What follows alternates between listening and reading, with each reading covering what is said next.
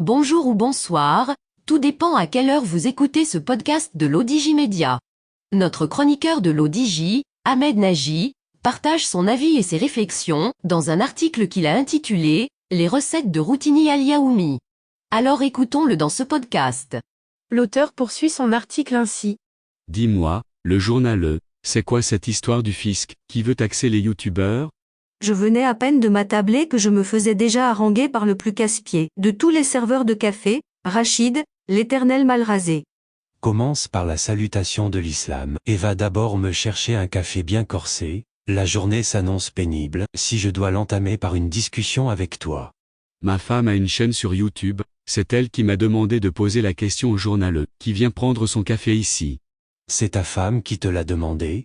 Alors, cela s'annonce encore pire que je ne l'imaginais. Va me chercher mon café, je ne vais plus me répéter. L'info a un coût, elle n'est pas gratuite. L'auteur poursuit son article ainsi. Rachid s'empresse d'aller me commander mon café et néglige des clients attablés avant moi pour me servir en premier. Ce que femme veut, Dieu le veut. Alors, vas-y, explique-moi cette histoire de taxation des youtubeurs. Serait-ce que le gouvernement est à court d'argent et n'aurait rien trouvé de mieux que de faire les poches aux youtubeurs? D'abord une question, ta femme a une chaîne Routini Al-Yaoumi sur YouTube? Si les yeux de Rachid pouvaient tirer des balles, je n'aurais pas eu l'opportunité de rédiger le billet que vous vous donnez la peine de lire présentement. Pourquoi tu me regardes ainsi? Il paraît que cela rapporte pas mal d'argent aux femmes de se dandiner devant une caméra, dans des habits d'intérieur.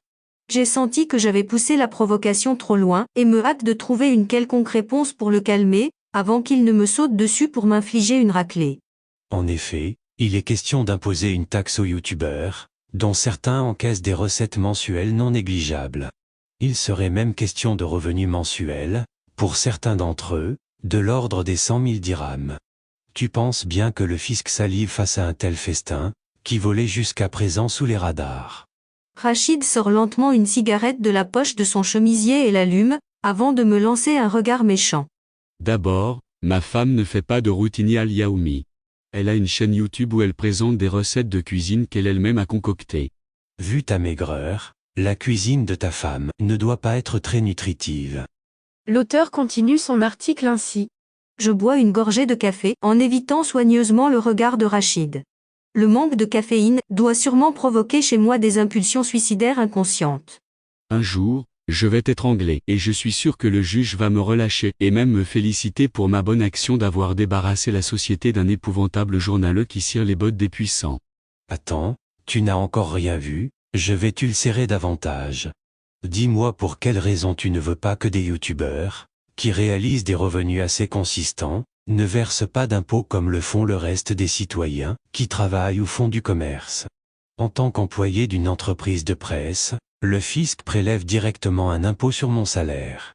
Je ne peux, donc, qu'applaudir la démarche du gouvernement, qui consiste à pourchasser les fraudeurs du fisc. Plus l'assiette fiscale sera élargie, plus le gouvernement peut se permettre de baisser les taux d'imposition. Ah, parce que tu crois sincèrement que le gouvernement va baisser la pression fiscale s'il parvenait à taxer plus de gens? Tu t'accroches à un détail pour éviter le fond du sujet. Un citoyen qui réalise des revenus doit les déclarer au fisc et verser sa contribution, qui permet de payer les fonctionnaires, construire des infrastructures, etc. C'est une question de principe. J'estime même que le versement de l'impôt est le principal pilier de la citoyenneté. Ceux qui fraudent sont des parasites sociaux, jouissant des contributions fiscales des bons citoyens sans y participer eux-mêmes. Maintenant, les taux d'imposition et l'utilisation des recettes fiscales relèvent de la politique. Chaque année, le gouvernement présente un projet loi des finances où toutes ces questions sont précisées. C'est, par la suite, aux députés, pour lesquels nous avons voté, d'apporter des amendements qu'ils jugeraient nécessaires. D'ailleurs, le vote du projet de loi des finances est le principal acte législatif des députés.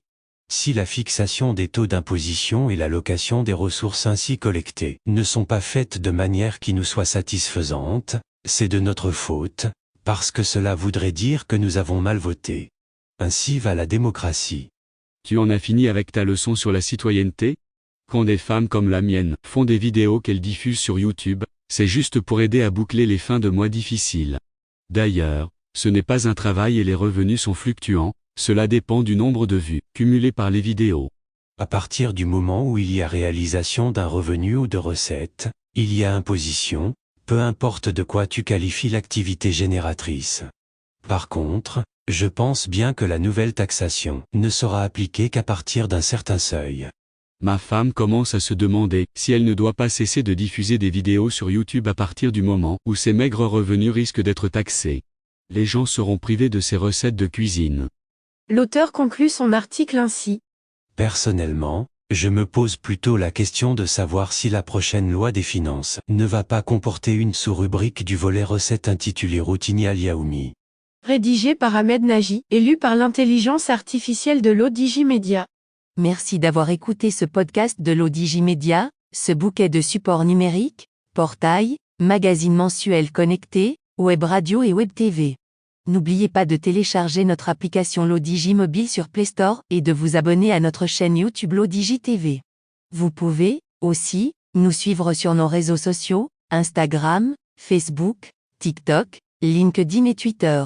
Ou encore, vous inscrire sur notre newsletter quotidienne à partir du portail lodigi.ma. Alors, on se dit au prochain podcast de nos chroniqueurs de l'Odigi. Et à très bientôt, si et seulement si vous le voulez bien.